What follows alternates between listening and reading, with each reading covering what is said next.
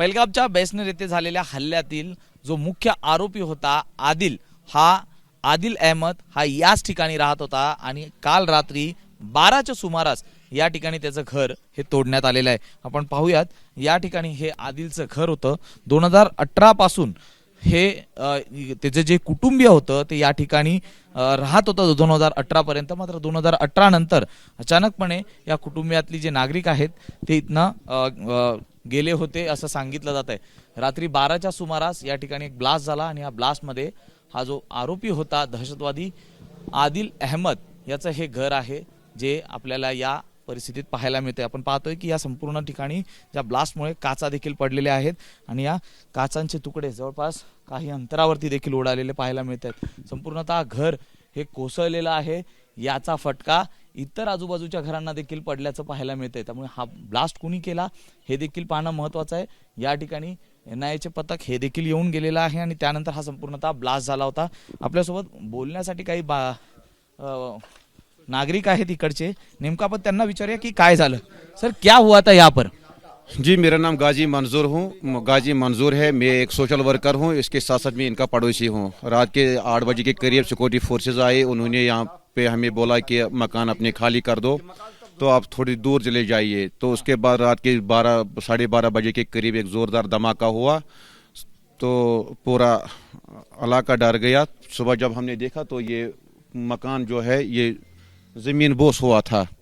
तो ये आदिल ठोकर का उनके बाप दादा का मकान था, तो इसी को गिराया गया और ये ज़मीन बोस हो गया। अभी ये फैमिली यहाँ रहती थी या कब से यहाँ से निकल गई थी? अभी तो उनका जो वालिद साहब है और 2 भाई वो अभी पुलिस कस्टडी में है। यहाँ पे खाली माँ थी, उसको भी सुरक्षित तरीके से बाहर निकाला गया, तो उसके बाद ही ये कार्रवाई हो गई है। आदिल 2018 में यहाँ से घर से निकल गया, श्रीनगर गया था एग्ज़ाम देने के लिए, तो तब से वो वापस नहीं आया। 2018 से उसका कोई अता पता नहीं है, ये भी किसी को मालूम नहीं है कि आदिल जिंदा है कि मर गया है। तो 2018 के बाद उसको किसी ने देखा नहीं है। अभी जो फोटो वायरल हुआ है आपने तो देखा ही होगा कि पहलगाम में जो हादसा हुआ है, जो आतंकवादी हल्ला हुआ, उसमें भी उनका नाम आ रहा है। स्केचेस आए थे तो उनके घर वालों ने खासकर उसमें निशानदेही की, लेकिन उसमें आदिल का कहीं जिक्र नहीं आया था। तो घर वालों का भी यही कहना है कि नहीं, इसमें आदिल कोई नहीं है, इन्वॉल्व नहीं है, तो मतलब फोटो उसका आया ही नहीं उसमें। तो अब सब हम यही देख रहे हैं कि रात के वक्त जो ये कार्रवाई हो गई, फिर सुबह देखा, सुबह से ये सिलसिला चलता रहा है। और ख़ासकर ये जो पहलगाम में अटैक हो गया है हमारे टूरिस्टों के ऊपर, नहीं होना चाहिए था। बहुत ही बदकिस्मती की बात है। जिस किसी ने भी किया है, हम उसकी पुरजोर अल्फाज में मजम्मत करते हैं और चाहते हैं कि उनको कड़ी से कड़ी सज़ा दी जाए। और हम रिक्वेस्ट करते हैं टूरिस्ट लोगों से, आप कश्मीर छोड़कर मत जाइए। हमारी इकनॉमी इसके साथ जुड़ी है, तो इस मुसीबत की घड़ी में आप हमारा साथ दीजिए। हम आपके ऊपर अपनी जान कुर्बान करने के लिए भी तैयार है। और इसके साथ साथ मैं ये भी ऐड करना चाहता हूँ, हमारे जो बच्चे हैं जिनको उधर बाहर की रियासतों में पीट रहे हैं स्टूडेंट्स को लाठी डंडों कुल्हाड़ियों से, वो गुंडागर्द लोग, उनको कोई लगाम देने वाला नहीं है। पुलिस के सामने वो बर्बरियत का ये मुजाहिरा कर रहे हैं।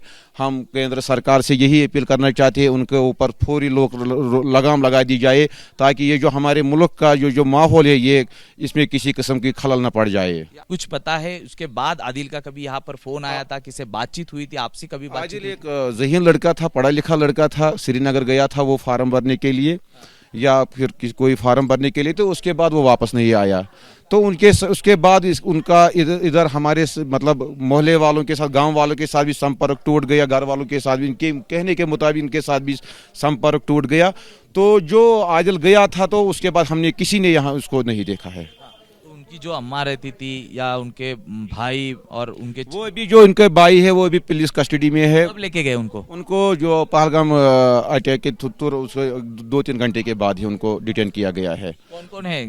भाई 2 है और बाप है। माँ को भी लिया था लेकिन बाद में उसको छोड़ा जल्दी वापस। तो ये जब हादसा हुआ तब आप कहाँ थे? क्या आपको, आपके भी घर में इसका जो असर हो गया, पड़ोसी के भी असर हो गया। ये हमारा साथ में ये दूसरा मकान है, इनके भी ये काफ़ी नुकसान हो गया, इधर राइट साइड में भी नुकसान हो गया। तो हम दूसरी जगह पे मुंतकिल हो गए थे। तो ये रात के 12:30 बजे के एक जोरदार धमाका हो गया। तो उसके बाद हम सुबह जब आए तो ये देखा, ये कार्रवाई देखी। अच्छा, ये धमाका किसने किया है, कौन है इसके पीछे जिसने आदिल का घर तोड़ा है? सिक्योरिटी फोर्सेस के एहलकार रात के 8 बजे आए, पूरे मोहल्ले को खाली कर दिया। तो उसके बाद ये कार्रवाई हुई।